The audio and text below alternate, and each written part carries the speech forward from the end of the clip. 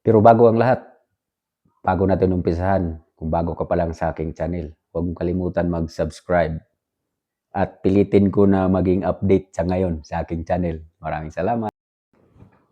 Kahilaw, kumusta? Ang tagal ko nang hindi nag-upload mga kahilaw. Parang tinatamad eh. Tinatamad, busy. Ano ba? Ano bang ibig sabihin?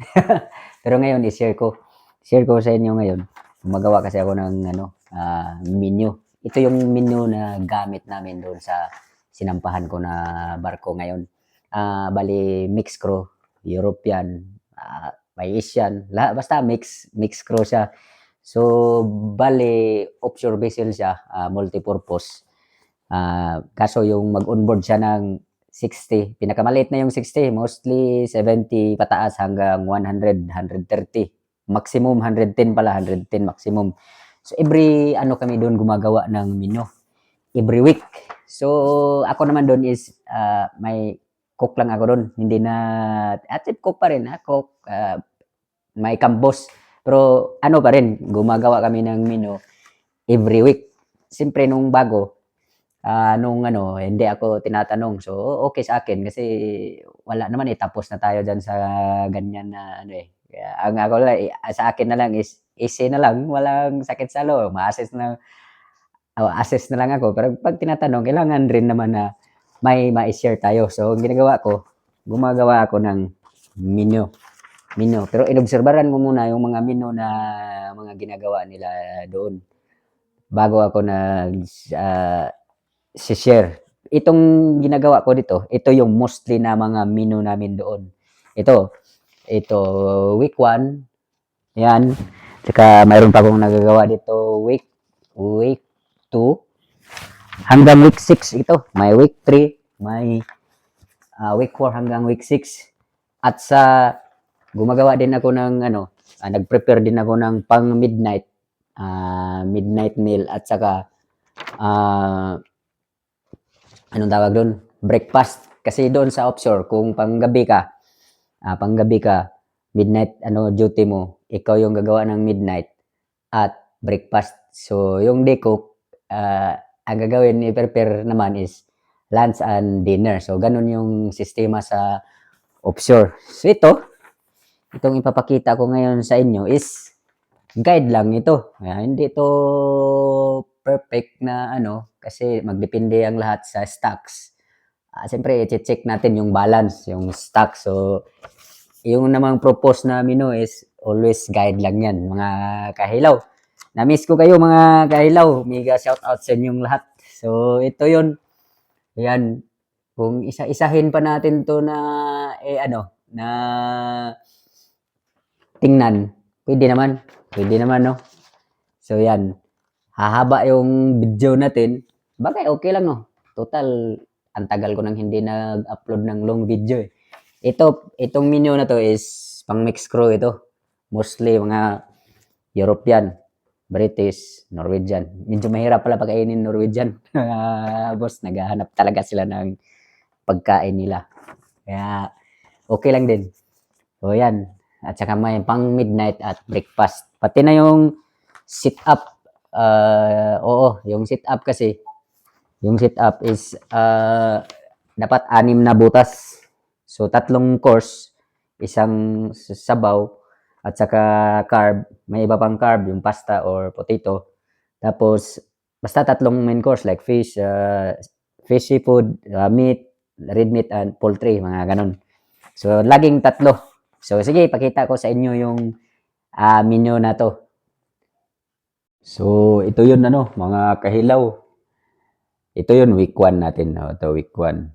Main course, ito yung Monday, Tuesday, Wednesday, Thursday, Friday. Madali lang doon pinanganuhan ko, mga kahilaw. Kasi pag Sunday, halimbawa Sunday, yung menu namin lunch is shrimp. Basta hindi mawawala yung shrimp.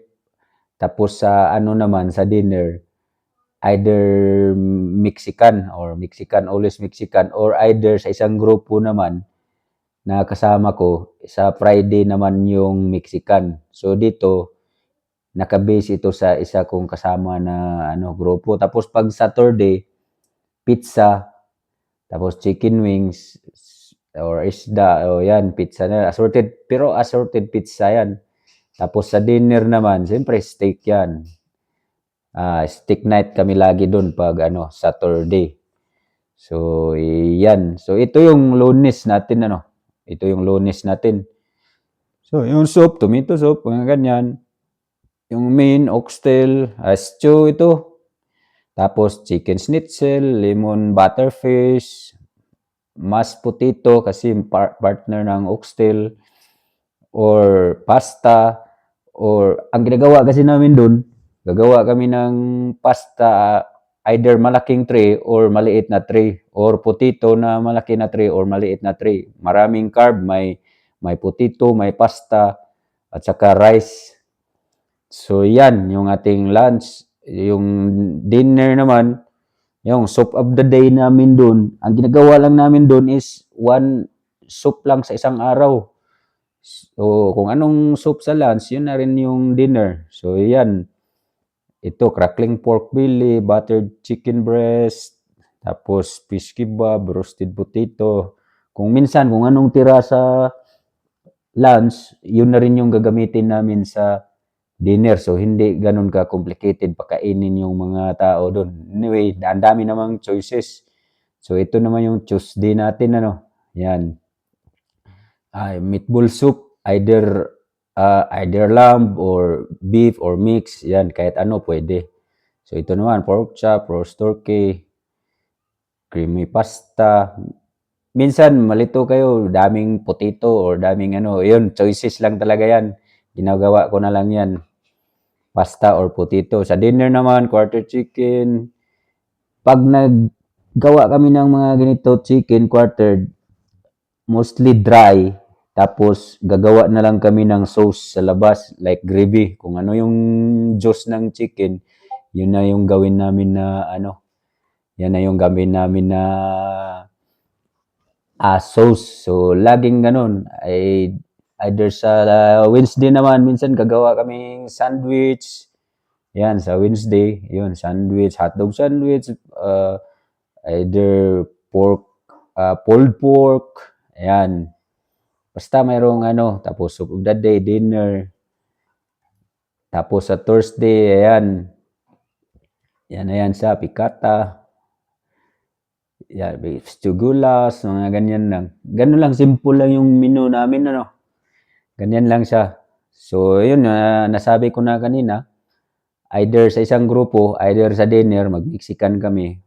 At itong group na to, itong menu na to is para sa yung Mexican namin is Sunday. Tapos yun din Saturday lunch, pizza and kuan. So yun lang.